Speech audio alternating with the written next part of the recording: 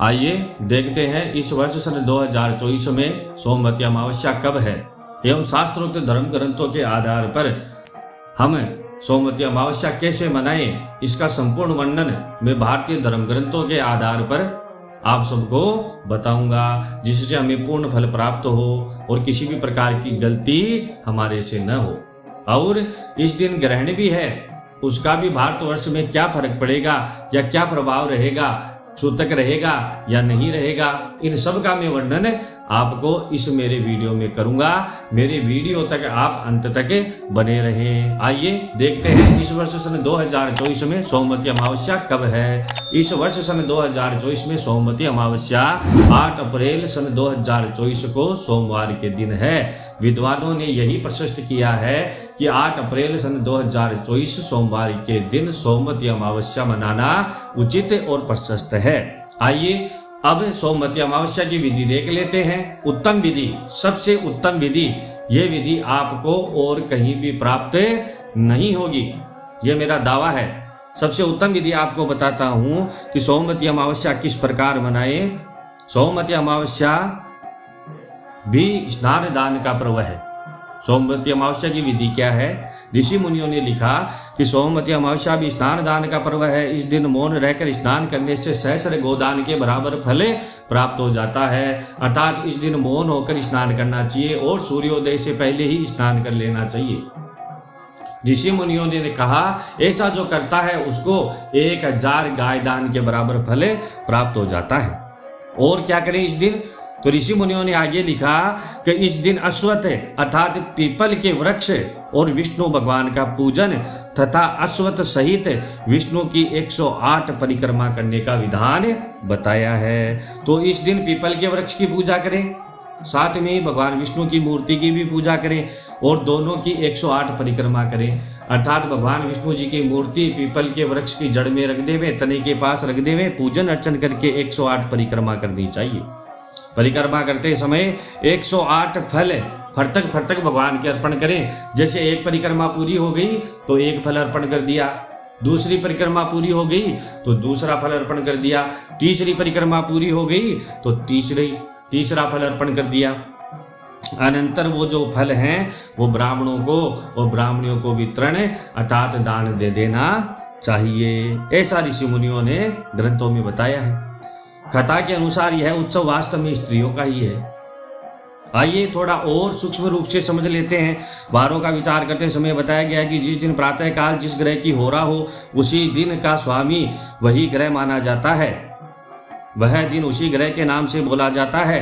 तदनुसार सोमवार चंद्रमा का दिन है और यह बताया भी जा चुका है कि अमावस्या उस तिथि का नाम है जिस दिन चंद्रमा और सूर्य एक सिंध में रहते हैं अर्थात आमने सामने रहते हैं। अमावस्या पितृ कार्य का दिन है अर्थात पितरों की पूजा हम कब करते हैं? अमावस्या के दिन ही करते हैं। अमावस्या पितृ कार्य का दिन है। चंद्रलोक ही पितृलोक है। शास्त्रों में क्या कहा है कि चंद्रलोक, कहते हैं कि पितृलोक पूर्वज है ना, पूर्वज जो हैं वो पितृलोक में गए। तो कौन से लोक में गए? चंद्रलोक में गए। चंद्रमा ही पितृलोक है। अतः अमावस्या के दिन चंद्रवार का योग पुण्य काल है। उस दिन स्नान दान का विशेष फल होता है। इसलिए सभी सनातन धर्मियों को कहता हूं, हर्षोल्लास के साथ आनंद के साथ सोमवती अमावस्या मनाइए। और सूक्ष्म रूप से देख लेते हैं। स्नान दान के विषय में मैं पहले ही आपको बता चुका हूं। मौन पूर्वक स्नान करने का कारण है भगवद गीता में भी ठाकुर जी ने, भगवान कृष्ण भगवान ने कहा है कि मौन वाणी का तप है। यद्यपि तप सदा ही उत्तम होता है तथापि चंद्रमा जल का देवता है और स्नान का दान का पर्व है। अतः उस समय यह तप होना ही चाहिए। भगवान कृष्ण ने गीता में क्या कहा है कि अश्वत्थ पीपल मेरा ही स्वरूप है।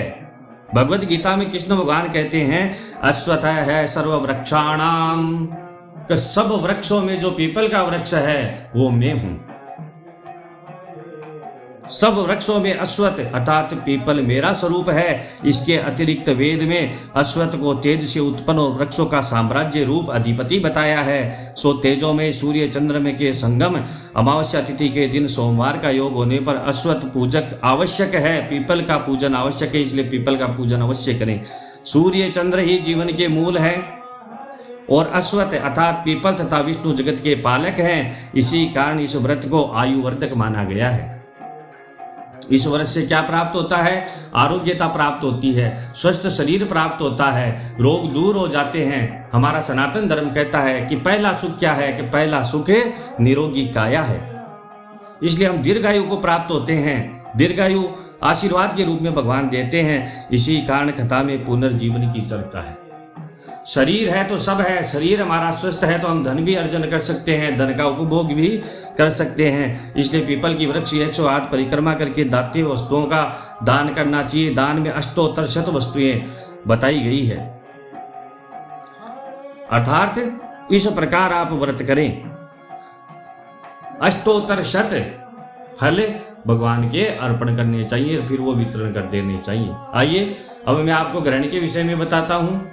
8 अप्रैल की रात्रि को सूर्य ग्रहण है, जिसका भारतवर्ष में कोई प्रभाव नहीं पड़ने वाला है। यह रात को प्रारंभ होगा 8 अप्रैल की रात्रि को 9:12 से मध्य रात्रि 2:22 तक रहेगा। यह विदेशों में रहेगा, पाश्चात्य देशों में रहेगा। इसका भारतवर्ष में कोई फर्क नहीं है, कोई सूतक नहीं है। अतः चिंतित होने की कोई आवश्यकता नहीं है। इस ग्रहण का भारतवर्ष में कोई फर्क नहीं है, कोई प्रभाव नहीं पड़ेगा।